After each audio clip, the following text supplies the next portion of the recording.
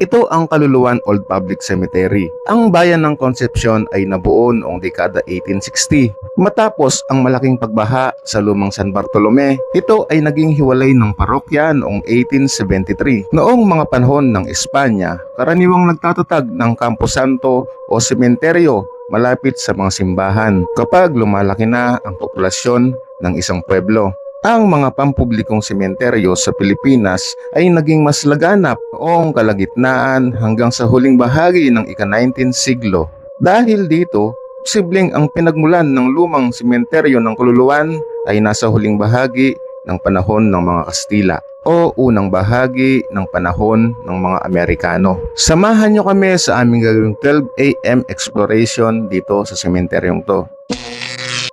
Nandito tayo ngayon sa Kaluluwan Public Cemetery. So samahan niyo kami mag-explore ngayong gabi sa lugar na to.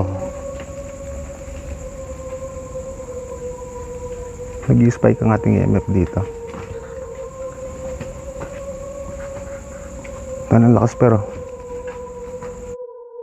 Sa una pa lang ay nagpakita na ng malakas na spike ang hawak kong EMF. Makita niyo lakas ng energy guys. So, ito yung sinasabi kong puno na may kapre guys. Lakas ng palo ng inep namin guys. So. May nakita akong bukas na nicho kaya linapitan ko ito para tignan ang laman. Walang laman.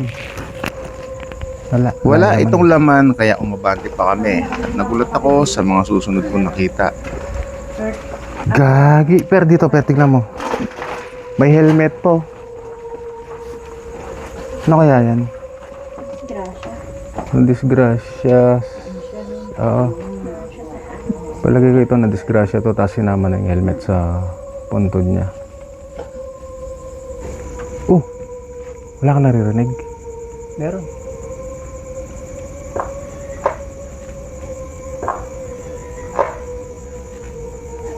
Naglalakad no? Hindi na namin yan pinansin at nagpatuloy kami sa pag-explore. May mga nakabukas dito. Subukan natin puntahan. Silipin natin kung may laman. Subukan natin na puntahan ito guys. Daming gamo-gamo. Subukan natin silipin.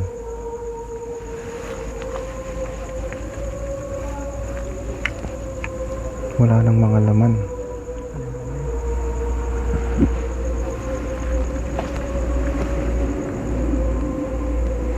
Dito sa part na to walang spike yung ating EMF. Hanggang sa marating namin ang parting ito. Pero dito meron. Mapalo yung inep. Oo. So yun guys, kung makita niyo pumapalo. Dito sa part na to. Dito may response ang aming EMF kaya dito kami nagsagawa ng paranormal experiment. Mayroon siyang punong akasya. Pwede bang paabutin mo sa pula yung EMF kung okay lang na nandito kami? Orange, yellow. Kung nakikita nyo, meron dito. Narinig mo yung kumakatok kanina? May kumakatok, hindi ko alam kung rinig sa audio yun. Parang dito sa bubong sa may puno ng akasya. Paabutin mo hanggang orange yung EMF. At kapag umabot ng orange, maglalatag kami ng motion ball. Narinig yun guys. Takip pa ng ataol oh.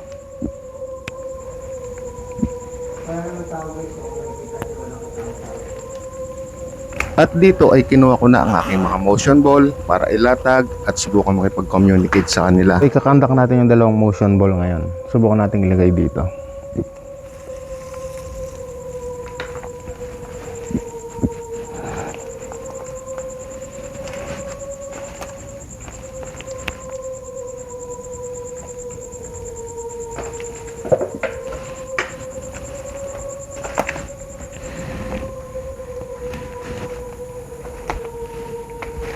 Alam kong nandito ka lang. Pailawin mo yung isa sa mga... Yun. Oh shit guys. Umilaw yung motion. Kung nakikita nyo, umilaw yung isa sa mga motion ball. Maraming salamat sa iyong tugon. So, nag-i-spike ang ating EMF. Shit, umilaw na naman yung motion ball. Ay, kung nakikita nyo, umiilaw yung isang motion ball. Kasabay ng pagpalo ng EMF natin. Guys, makapansin nyo, yung dalawang motion ball, umilaw kanina. Ayun, pre, oh. Ang lakas ng spike, oh. Yung EMF natin, oh. So makikita nyo, ang lakas ng palo guys.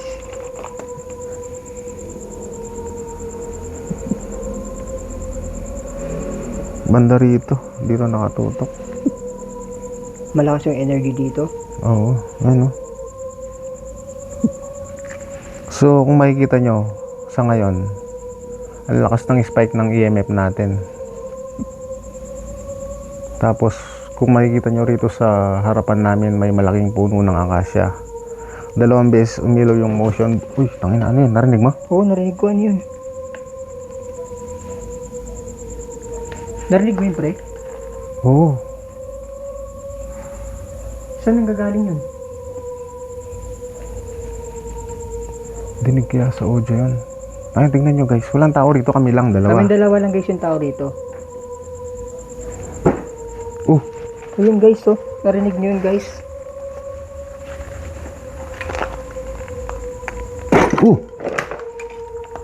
Shit, saan yun? Alis na tayo dito, pinaglalaruan tayo dito. kaya sa puntong to, ay nakapag-desisyon na kaming umalis dahil iba na yung mga nangyayari sa paligid at kinuha ko na yung mga motion ball at linisan na namin ng lugar. Kung nakikita nyo kanina ito, umilaw to ng 2 beses, so yung doon, stable lang. Kukunin na natin motion ball natin ngayon. Kasi ito, kapag ginalaw ng konti lang, iilaw yan.